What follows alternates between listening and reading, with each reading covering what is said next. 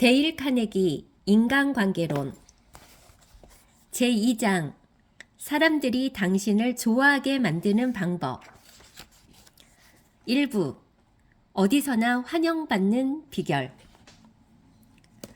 친구를 얻는 방법을 알기 위해 왜 이 책을 읽어야 하는가? 세계에서 가장 많은 친구들을 사귄 사람들의 기술을 연구하는 것은 어떨까? 과연 그는 누구일까? 아마 그를 내일이라도 거리에서 만날 수 있을 것이다. 당신이 그와 3피트 거리 내에 있다면 그는 꼬리를 흔들어대기 시작할 것이다.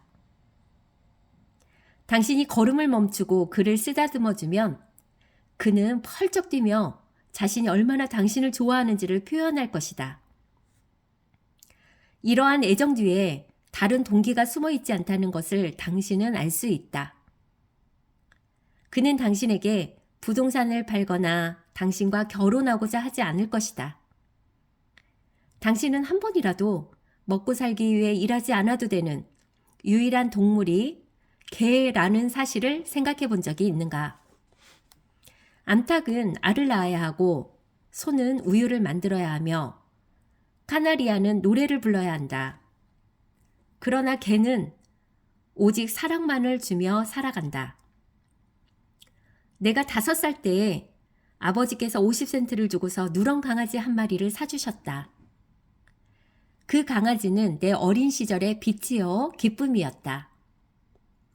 날마다 오후 4시 반이면 강아지는 변함없이 마당 앞에 나와 앉아서 예쁜 눈으로 거리를 뚫어져라 바라보다가 내 목소리를 듣거나 나무 사이로 도시락 가방을 흔들며 오는 나를 보면 총알처럼 펄쩍펄쩍 뛰어 헐떡거리면서 언덕을 달려 올라와서는 좋아서 어쩔 줄을 몰라 하고 뛰고 지저대면서 나를 반겼다.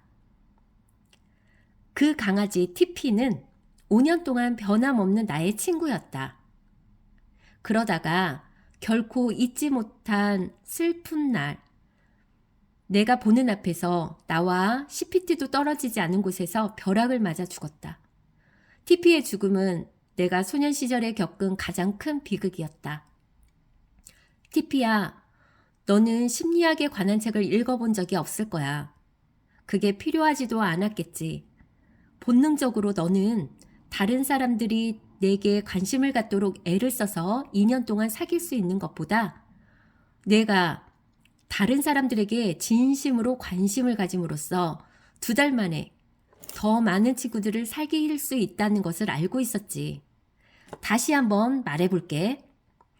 다른 사람들이 내게 관심을 갖도록 애를 써서 2년 동안 사귈 수 있는 것보다 내가 다른 사람들에게 진심으로 관심을 가짐으로써 2달 만에 더 많은 친구들을 사귈 수 있었지. 그럼에도 불구하고 살아가면서 다른 사람들에게 관심을 얻으려고 이리저리 꼬리를 흔들어대며 평생 실수를 거듭하는 사람들을 우리는 알고 있단다. 물론 그런 방법은 소용이 없다.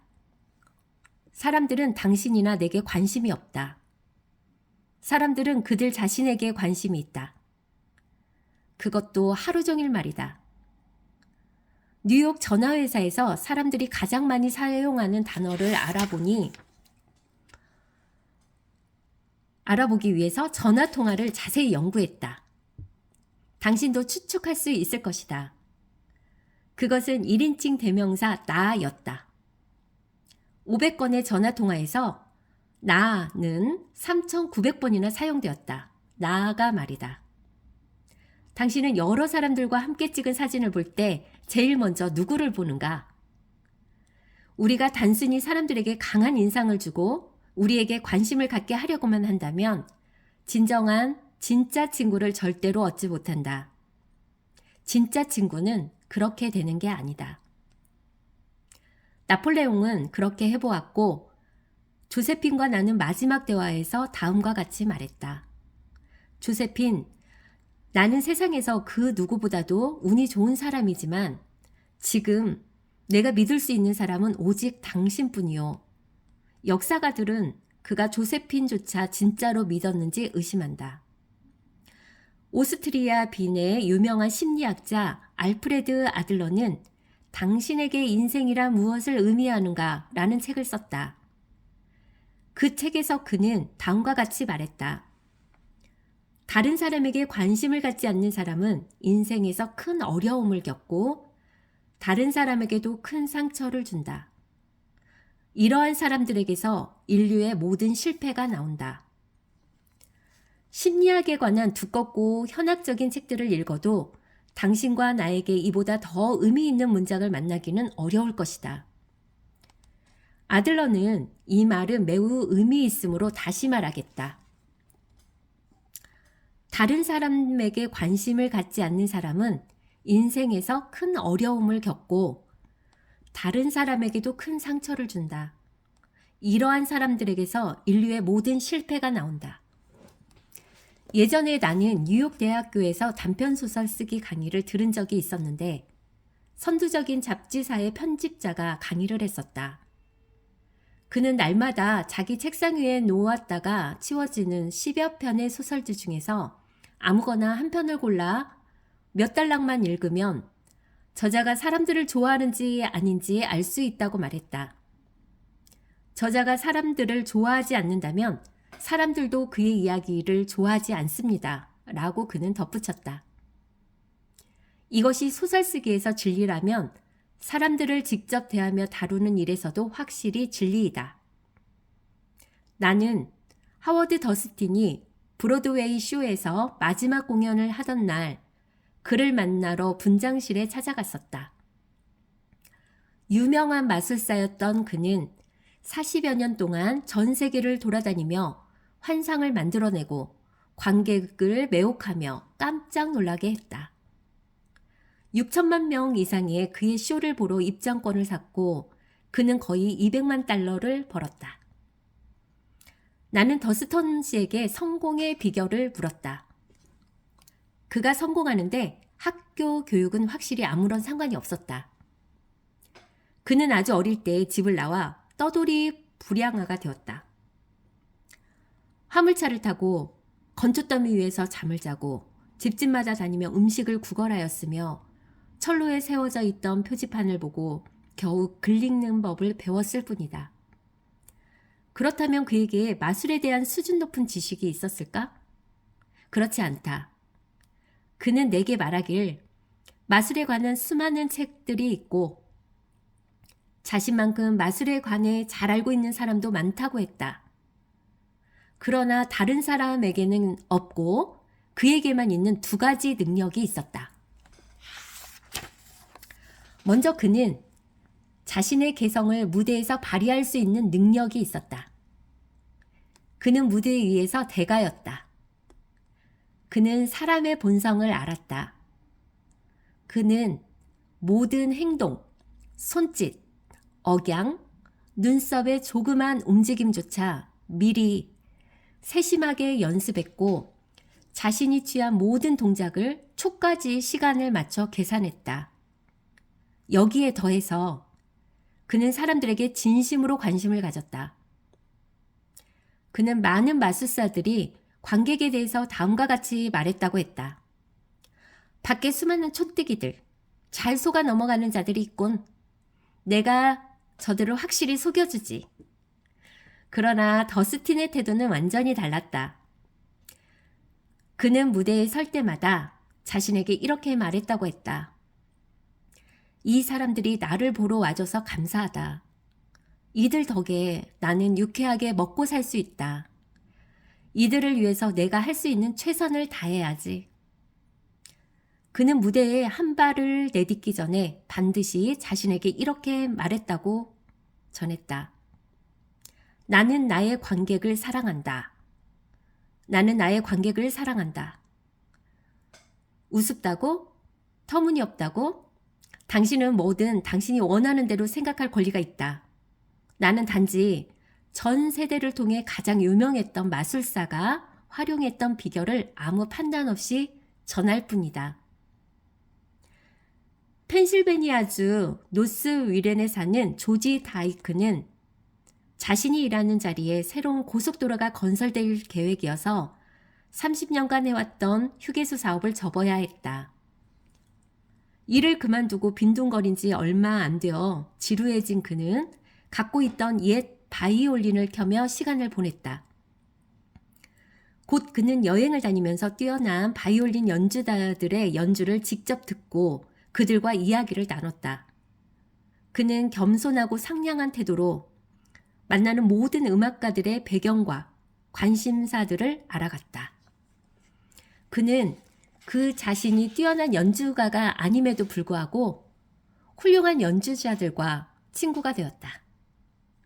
그는 경연대회에 참가했고 곧 미국 동부 지역에서 음악 애호가들 사이에서 킨주아군에서 온 바이올린 연주가 조지 아저씨로 알려졌다.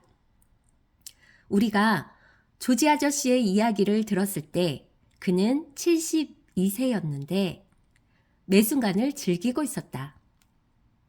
다른 사람들이 그의 시절은 이제 끝났다고 생각했던 것에 반해서 그는 다른 사람들에게 지속적으로 관심을 가짐으로써 새로운 삶을 살게 되었다.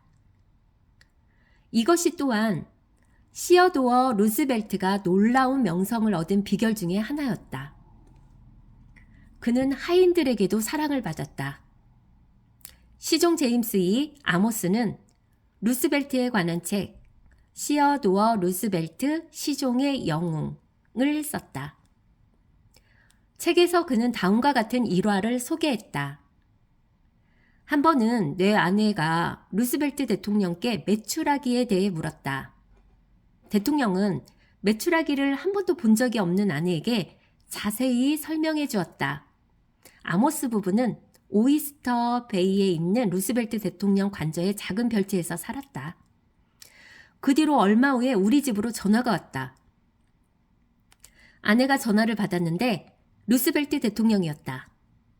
대통령은 창밖에 메추라기가 있으니 아내가 밖을 내다보기만 하면 볼 수 있다고 알려주려고 전화했다고 했다. 이러한 사소한 일들이 루스벨트 대통령의 성품을 잘 드러낸다.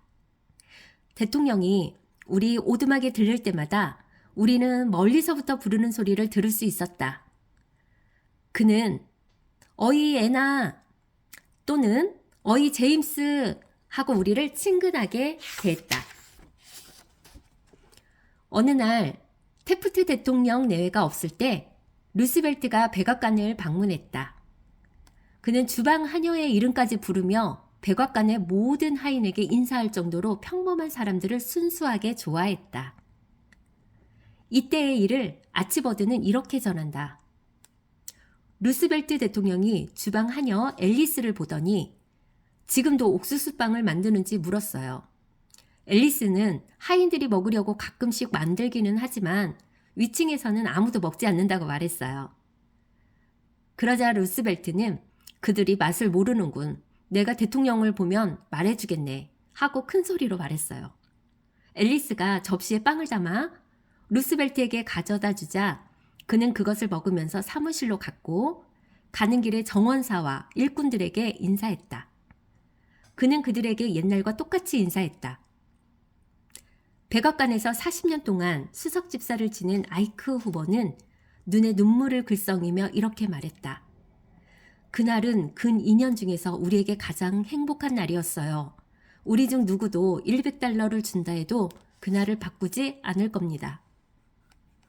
뉴저지주 채텀에 사는 영업 담당자 에드워드 M. 사익스는 별로 중요하지 않아 보이는 사람들에게도 동일한 관심을 가짐으로써 단골 고객을 지켰다. 그는 다음과 같이 말했다. 저는 존슨앤존스사의 매사추세츠 지역 담당이었어요. 제 거래처 중에 하나는 힝햄에 있는 약국이었지요. 저는 그 약국에 갈 때마다 주인에게 주문을 받기 전에 항상 점원들과 몇 분간 이야기를 나누었어요. 어느 날 약국 주인은 존슨앤존스사와는 더 이상 거래하지 않겠다고 했는데 그 이유는 존슨앤존스사가 작은 약국들에게 해를 입히면서까지 식품 사업과 할인 매장 사업에 집중하는 것 같기 때문이라고 했어요. 저는 크게 실망하여 약국을 나와 몇 시간 동안 차를 타고 그 동네를 돌고 나서 다시 약국으로 가서 주인에게 우리 회사의 입장을 설명하기로 마음먹었어요. 저는 약국에 도착해서 평소처럼 점원들에게 인사를 했어요. 제가 주인에게 다가가자 주인은 미소를 지으며 반겼어요. 그러고는 평소에 2배나 되는 물건을 주문했어요. 저는 놀라서 몇 시간 전에 내가 다녀간 이후로 무슨 일이 있었느냐고 물었어요. 그러자 그가 소다수 판매대 점원을 가리키며 설명했어요. 제가 나간 뒤에 그 점원이 주인에게 와서는 자신과 다른 점원들에게도 인사하는 몇 안 되는 영업사원으로 약국과 거래할 만한 사람이 있다면 그는 바로 저라고 말했다고 했어요. 약국 주인과 다른 점원들도 그의 말에 동의했어요. 저는 다른 사람들에게 진심으로 관심을 갖는 것이 영업사원이 그리고 누구든지 가져야 할 가장 중요한 자질임을 결코 잊을 수 없어요. 나는 다른 사람에게 진심으로 관심을 가짐으로써 심지어는 가장 인기 있는 사람들로부터도 관심과 협력과 시간을 얻어낼 수 있다는 사실을 경험으로 알게 된 것을 지금부터 설명해 보겠다. 수년 전에 나는 브루클린 예술과학협회에서 소설쓰기 강의를 열었는데 협회에서는 캐더린 노리스나 페니 허스트, 이다 타벨, 엘버스 페이슨터운, 루퍼트 휴즈와 같은 뛰어나고 유명한 저자들을 브루클린으로 모셔서 그들의 경험을 직접 듣기를 원했다. 그래서 우리는 그들의 작품들을 좋아하며 그들의 조언을 듣고 성공 비결을 배우기를 몹시 원한다는 내용의 편지를 보냈다. 각 편지들에 150여 명의 수강생들이 서명을 했다. 우리는 그 저자들이 강의를 준비하기에 너무 바쁘다는 것을 알기 때문에 그들과 그들의 작품에 대해 질문 목록을 만들어서 동봉했다. 저자들은 그것을 마음에 들어 했다. 그러한 것을 좋아하지 않을 사람이 누가 있겠는가? 그들은 브루클린까지 와서 우리에게 강의를 해주었다. 이와 같은 방법으로 나는 시어도어 루스벨트 내각의 재무장관, 레슬리 쇼, 태프트 내각의 법무장관, 조지 W. 워커샵, 윌리엄 제닝스 브라이언, 플랭클린 D, 루스벨트 등 많은 유명한 사람들을 초청해서 대중연설 강의 때 수강생들에게 도움을 주도록 했다. 공장에서 일하건 사무실에서 일하건 또는 왕자에 앉은 왕이건 우리 모두는 자신을 존경해주는 사람들을 좋아한다. 독일 황제의 예를 들어보겠다. 제1차 세계대전이 끝날 무렵에 그는 아마 세상 사람들 모두에게 가장 혹독하게 경멸을 받았을 것이다. 그가 목숨을 구하기 위해 네덜란드로 피신을 했을 때 그의 조국마저 그에게 등을 돌렸다. 그를 향한 증오심이 너무 커서 수백만의 사람들이 그의 수족을 찢어 죽이거나 말뚝에 박아 화형에 처하기를 원했다. 이러한 분노의 불길 한가운데서 한 소년이 온정과 존경으로 가득한 단순하지만 진실한 편지를 한 통 써서 보냈다. 소년은 다른 사람들이 어떻게 생각하든 간에 자신은 비렐름을 언제나 자신의 황제로서 사랑할 것이라고 썼다. 황제는 이 편지에 깊이 감동을 받아 소년을 초청했다. 소년은 어머니와 함께 황제를 찾아왔고 이러한 인연으로 나중에 황제는 소년의 어머니와 결혼했다. 그 소년은 어떻게 친구를 얻고 사람들에게 영향을 미치는가에 관한 책을 읽을 필요가 없었다. 본능적으로 알았던 것이다. 친구를 사귀고 싶다면 다른 사람들을 위해 무언가를 해주려고 노력하자. 그 일에는 시간과 에너지가 필요하고 다른 사람의 이익을 고려하고 깊이 생각하는 자세가 필요하다. 윈저 공이 웨일즈의 왕자였을 때 남아메리카를 일주할 계획을 세웠는데 일주를 떠나기 전 몇 달 동안 스페인어를 배우는데 시간을 보냈다.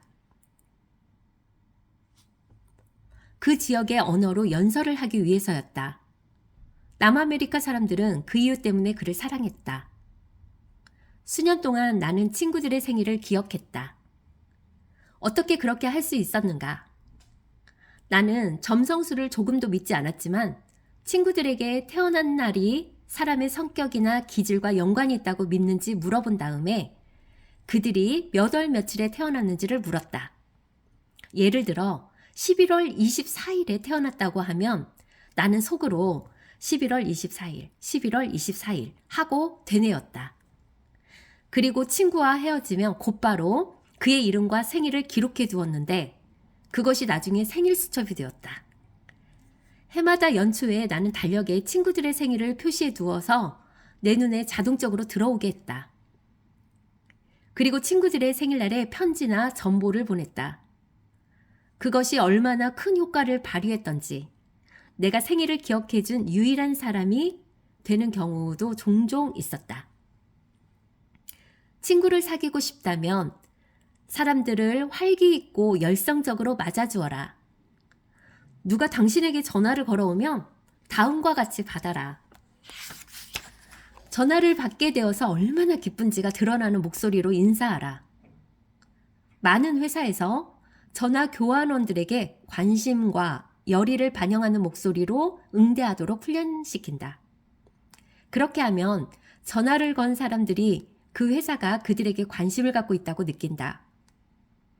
이제부터 전화를 받을 때 이 점을 기억하라. 다른 사람들에게 진정으로 관심을 보이면 친구를 사귈 수 있을 뿐만 아니라 회사에서는 단골 고객도 얻을 수 있다.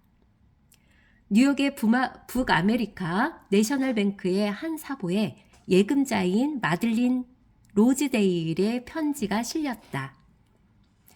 이 은행 직원들에게 얼마나 고마운지 모릅니다. 모든 직원이 공손하고 예의 바르며 크게 도움이 됩니다. 줄을 서서 기다렸다가 상냥하게 맞아주는 창구 출납 직원을 만나면 얼마나 기쁜지 모릅니다. 작년에 제 어머니가 5개월간 병원에 입원하셨는데 저는 출납 직원 마리 페트루첼로 씨에게서 자주 업무를 보았어요. 그런데 그녀는 저희 어머니를 염려했고 얼마나 회복되었는지도 물었어요. 의심할 바 없이 로즈데일 부인은 이 은행을 계속 이용하지 않았을까? 뉴욕의 대형 은행 중 한 곳에서 일하는 찰스 R. 월터스 씨는 어떤 기업의 기밀 문서를 작성하는 일을 맡게 되었다. 그는 그 일에 꼭 필요한 정보를 갖고 있는 유일한 사람이 이 기업의 사장임을 알았다. 월터스 씨가 그 기업의 사장실로 들어갔을 때 한 여자가 문 사이로 고개를 내밀고는 오늘은 갖다 드릴 우표가 없다고 말했다. 12살 난 아들 녀석 때문에 우표를 수집하고 있죠 하고 사장이 월터스 씨에게 말했다. 월터스 씨는 자신의 임무를 설명하고 질문하기 시작했다. 사장은 일반적이며 모호하게 답했다. 사장은 질문에 정확하게 대답하려고 하지 않았고 월터스 씨에게 설득당할 것 같지도 않았다. 결국 인터뷰는 아무런 소득이 없이 짧게 끝났다. 나중에 월터스 씨가 강의 시간에 그 이야기를 전해주었다. 솔직히 저는 어떻게 해야 할지 몰랐어요. 그러다가 저는 비서가 했던 말이 기억났어요. 우표, 12살 난 아들, 그리고 우리 은행의 외환계에서 우표를 수집하고 있다는 것도 생각이 났어요. 전 세계에서 배달되는 편지에 붙어 있는 우표들 말입니다. 다음날 오후에 저는 그 사장에게 전화를 걸었고 그의 아들에게 줄 우표를 몇 장 보냈다고 말했어요. 제가 그의 사무실로 갔을 때 환영을 받았냐고요? 물론입니다. 그는 제가 국회의원에 출마했다고 해도 그처럼 열성적으로 저와 악수할 수는 없을 것입니다. 그는 얼굴에 미소를 띠고 호의를 보였어요. 아들 조지가 엄청 좋아할 겁니다. 이것 좀 보시오. 굉장한 보물이군요. 그가 우표들을 조심스럽게 어루만지면서 말했어요. 우리는 30분 정도 우표에 대해서 말하며 그의 아들 사진을 보았어요. 그러고 나서 그는 1시간 이상을 제가 원하는 모든 정보를 말해주었어요. 제가 질문을 할 필요도 없었어요. 그는 자신이 아는 것을 다 말해준 다음에 부하 직원을 불러서 물었어요. 동료들에게도 전화를 걸었지요. 그리고는 제게 필요한 정보, 숫자, 보고서, 공문들을 보여주었어요. 기자들 말로 비유하자면 저는 그야말로 특종을 얻은 셈이었죠. 또 하나의 예가 있다. 필라델피아에 사는 CAM 크라플은 수년 동안 대형 체인점에 연료를 팔기 위해서 애를 썼다. 그러나 그 체인점은 계속 연료를 다른 지역에서 구입했고 연료를 실은 트럭들은 보란듯이 크나플 씨의 사무실 앞으로 지나다녔다. 크나플 씨는 내 강의 시간에 앞에 나가서 체인점에 대한 분노를 폭발하고 체인점을 나라의 골칫거리로 낙인 찍었다. 그러면서 자신이 왜 그 체인점에 연료를 팔지 못하는지 의아해했다. 나는 그에게 다른 전략을 시도해보라고 제안했다. 간단히 소개하면 다음과 같다. 우리는 체인점 확산은 국가적으로 득보다는 해가 된다. 그런 주제로 수강생들과 찬반 토론을 벌였다. 크나플 씨는 이 토론에서 체인점을 옹호하는 데 동의했다. 그러고는 곧장 그가 경멸했던 체인점의 경영인을 찾아가서 말했다. 이번에는 연료를 팔려고 온 게 아닙니다. 부탁드릴 게 있어서 왔습니다. 그는 강의에서 벌일 토론에 대해서 말했다. 제가 원하는 정보를 줄 수 있는 다른 분을 찾지 못해서 이곳에 도움을 청하러 왔습니다. 저는 그 토론에서 반드시 이기고 싶습니다.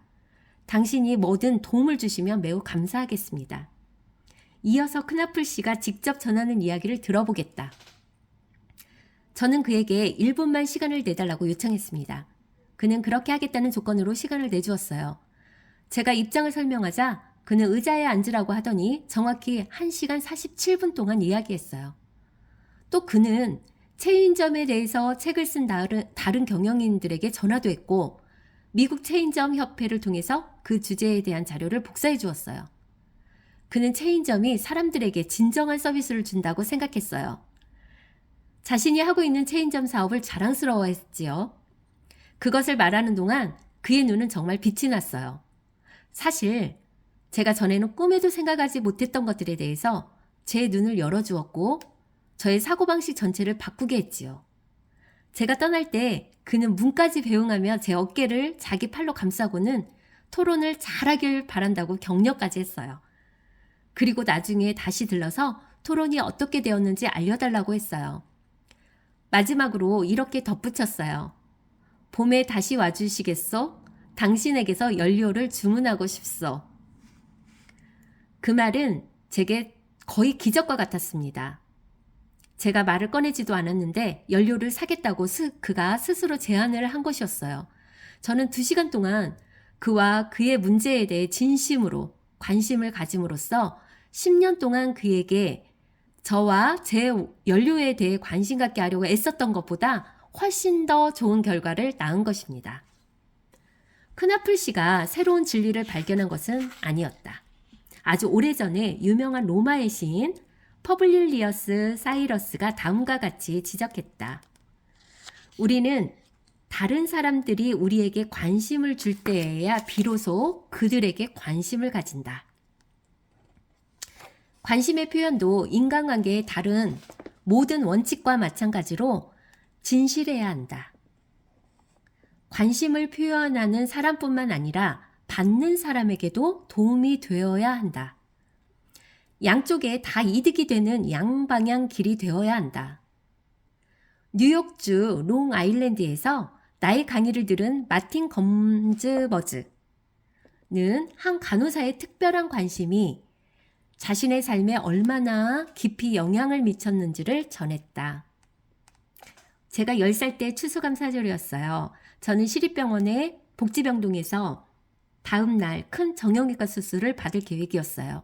몇 달간은 꼼짝없이 요양하고 고통을 참아야 한다는 것을 알았지요. 저는 아버지가 일찍 돌아가셔서 어머니와 단둘이 작은 아파트에서 살았고 생활보조비를 받고 있었어요. 그날 어머니는 저를 보러 병원에 오실 수 없었어요. 병원에서 혼자 있던 저는 시간이 갈수록 외로움과 절망, 두려움에 사로잡혔어요. 어머니가 함께 음식을 나눌 사람도 없이 홀로 추수감사절 만찬을 차릴 충분한 돈이 없어 집에서 저를 걱정하고 계실 것을 알았어요. 눈에서 눈물이 흘러내려 저는 베개로 얼굴을 덮고 이불을 뒤집었었어요. 저는 조용하지만 아주 비통하고 심하게 울어서 몸이 흔들렸어요. 그때 한 간호실습생이 제가 흐느끼는 소리를 듣고 다가왔어요. 그녀는 제 얼굴에서 이불을 걷어내고 눈물을 닦아주었어요. 그녀는 그날 근무당번이어서 가족들과 함께 있을 수 없었기 때문에 참 외로웠다고 말했어요. 그녀는 제게 함께 저녁을 먹자고 했어요. 그리고는 음식을 담은 쟁반 2개를 가져왔어요. 얇게 썬 칠면 소고기, 으깬 감자, 크랜베리 소스에다가 디저트로 아이스크림까지 있었어요. 그녀는 제게 말을 걸면서 저의 두려움을 가라앉히려고 애를 썼어요. 그녀는 오후 4시까지만 근무하면 되는데 거의 오후 11시까지 자기 시간을 내서 제 곁을 있어줬어요. 저와 게임을 하고 얘기를 나누면서 제가 잠들 때까지 있어 주었지요.